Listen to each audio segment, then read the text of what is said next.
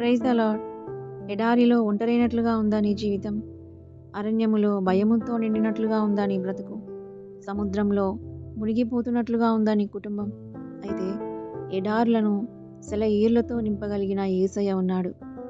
అరణ్యములో మన్నాను కురిపించగల మార్గమును చూపగలిగిన ప్రభు ఉన్నాడు. సముద్రమును పాయలు చేయగలిగిన దారిని ఏర్పరచగలిగిన నీ తండ్రి యేసయ్య ఉన్నాడు.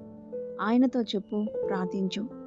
ఆయనకు ఇష్టం లేని విడిచిపెట్టుచు, ఇష్టమైనవి చేయుచు, ప్రార్థించుచు, నిరీక్షించు. సంపూర్ణంగా దేవునిపై ఆధారపడు. అప్పుడు నీ జీవితంలో ఉన్న ఎడారి అనుభవాన్ని పచ్చిక బయలుగా మారుస్తాడు. అరణ్యమును ఏదేను తోటగా మారుస్తాడు. సముద్రమును రహదారిగా మారుస్తాడు.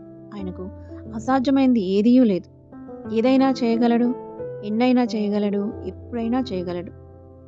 ఆయన సామర్థ్యం ఎంతో గొప్పది. ఆయన సామర్థ్యాన్ని జ్ఞాపకం చేసుకోవాలి. దానిని బట్టి విశ్వాసంలో దృఢంగా, స్థిరంగా ఉండాలి.